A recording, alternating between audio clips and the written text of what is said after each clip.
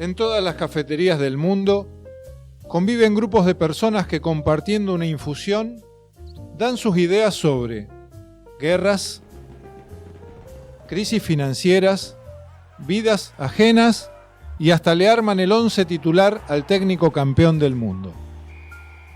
Mi nombre es Diego Paulinelli y te invito a escuchar historias ficticias de personajes reales. Estos son los relatos de un expreso, cuentos de café.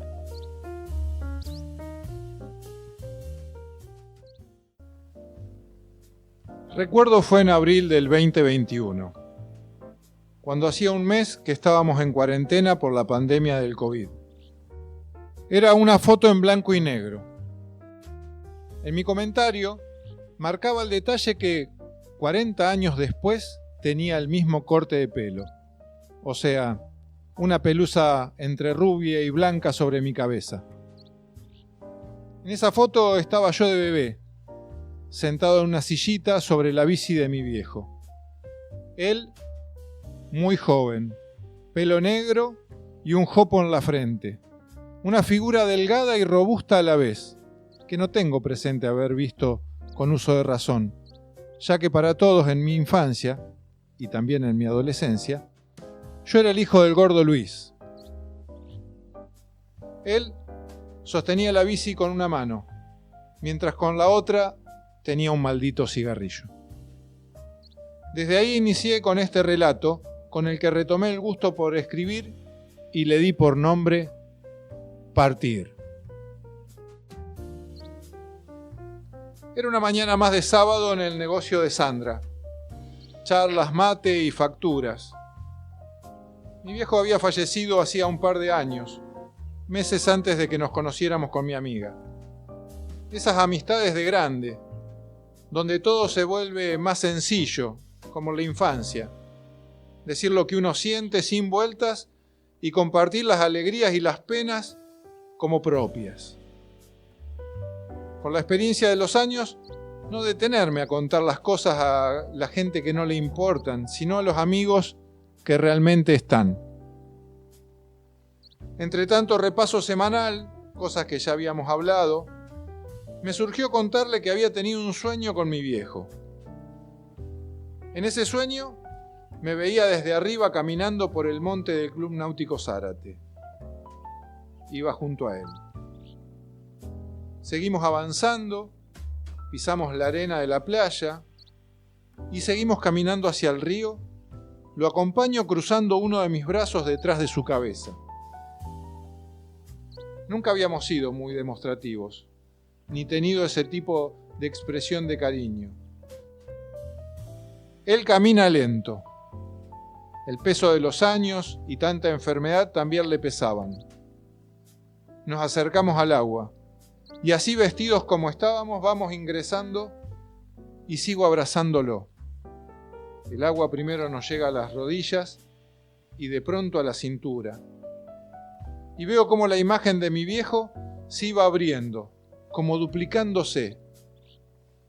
Y esa imagen se iba separando de nosotros, de espaldas y boca arriba. Así veo su cuerpo duplicado flotar aguas abajo en dirección al puente. Cuando de pronto me veo a mí mismo, mi brazo cuelga en el aire. La figura original de mi padre había desaparecido. Entre mate y mate, hicimos nuestras propias conclusiones y búsqueda de mensajes oníricos. Fue una hora, o más tal vez, porque volvimos a llenar el termo y renovamos el mate. Opinamos sobre cómo uno se aferra a los que ya no están, las cosas que faltan, los momentos de charlas y especialmente a cómo idealizamos todo. Hablamos de la vida y de la muerte. Le conté sobre el peso de haber sido yo, como hijo mayor, el responsable de transmitir el diagnóstico de su enfermedad, ya que su médico, que me conocía de años, me lo había pasado telefónicamente. Reuní a toda la familia un lunes, a la tarde, en casa de mis viejos, para darles el parte.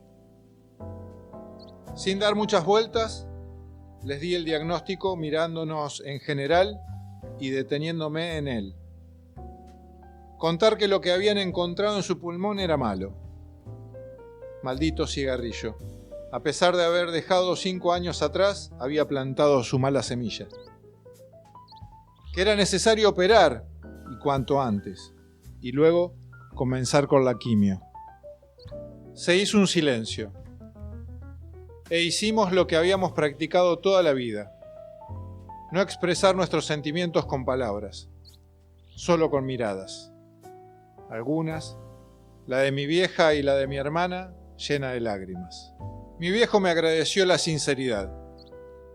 Dijo estar dispuesto a probar con la operación y la quimio, que ahora tenía ganas de disfrutar a su nieta y prolongar su tiempo de vida. Para terminar la reunión, me miró y me dijo: no soy tan boludo. Si hubieran sido buenas noticias, me llamaban a mí.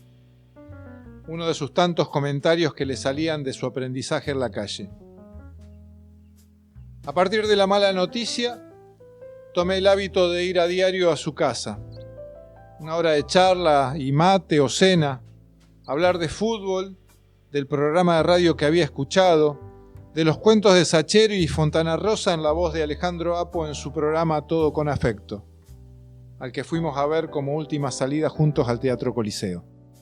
Y así transcurrieron esos días, entre charla y charla. Me iba haciendo la idea de una despedida, cómo iban a ser los domingos sin sus asados. Cómo este gringo criado en el campo se había vuelto comunicativo con el tiempo, contando historias de sus muy divertidos tíos solterones del campo, sus compañeros de la fábrica y otras yerbas.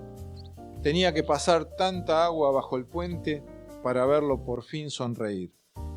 También estuvieron esos otros días, donde el efecto de la quimio hacía mella en ese cuerpo en otros tiempos robusto y ahora de piernas flacas, donde las charlas se transformaron en pedidos de calmar el dolor.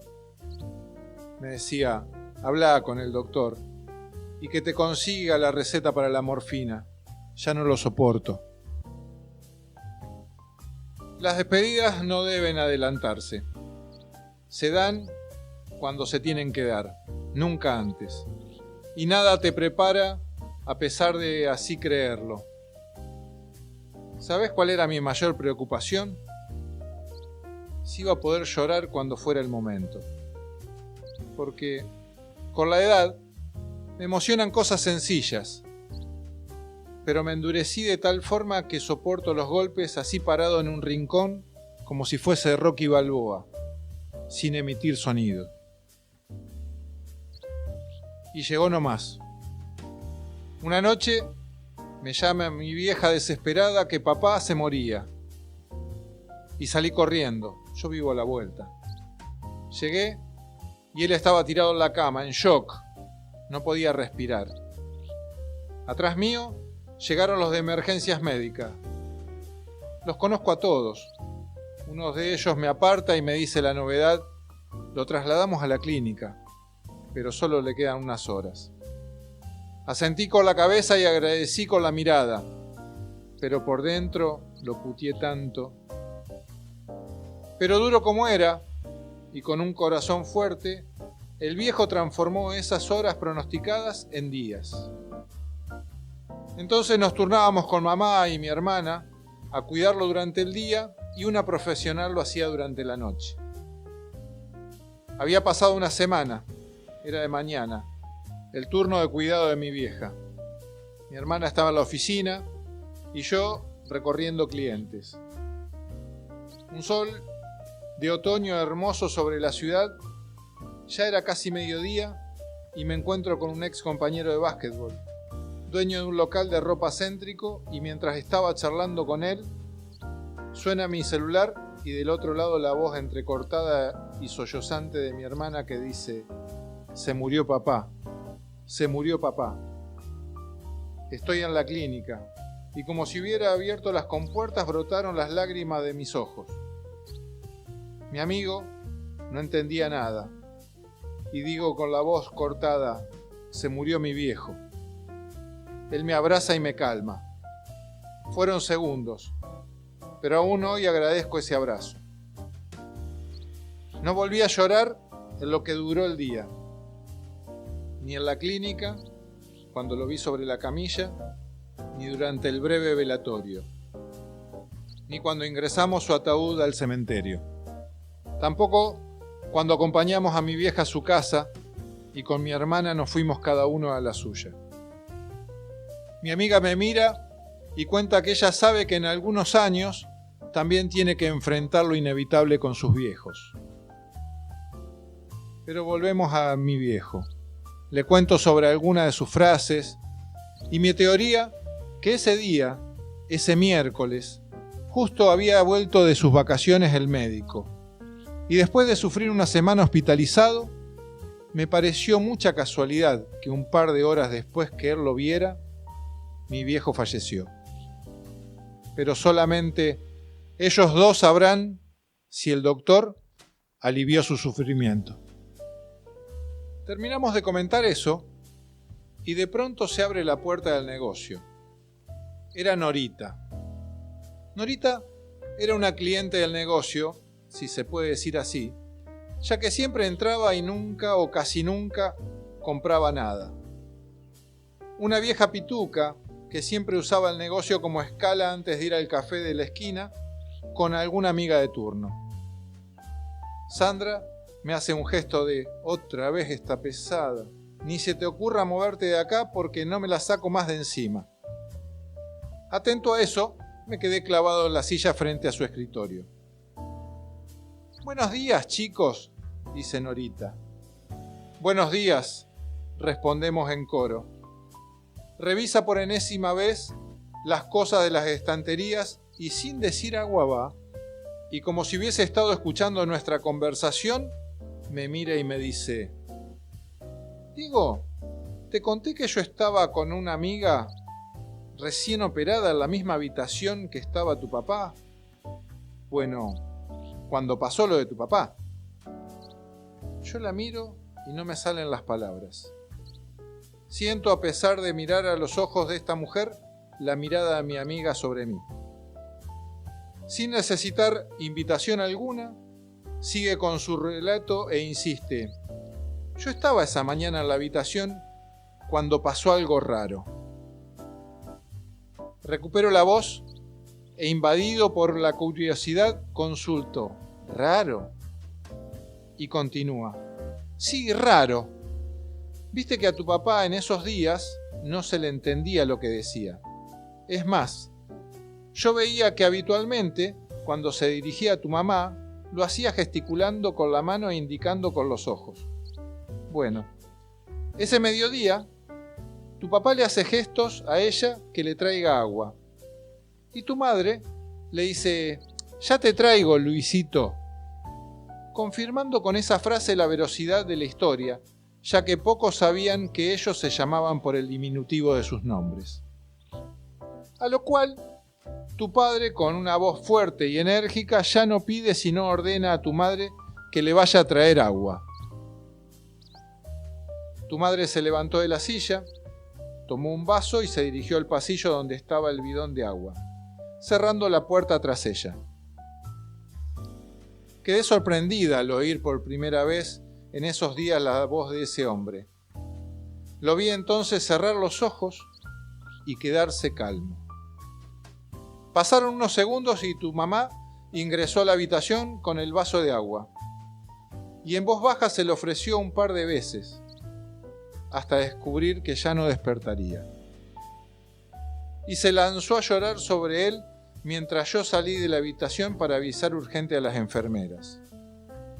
Y cierra el relato concluyendo: parece que sabía que se terminaba y no quiso que tu madre vea ese momento.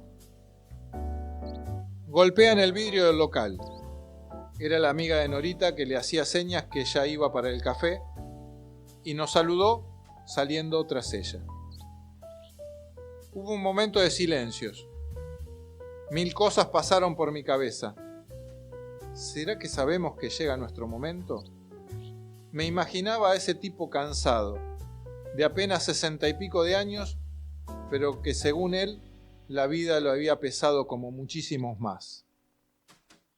una infancia en el campo con padres poco cariñosos, una vida adulta con trabajos mal pagos y una depresión que le apagaron años, pero le dejaron, según él, una enseñanza dura. Entonces, se refugió en el cigarrillo y en los mates, muchas veces en soledad.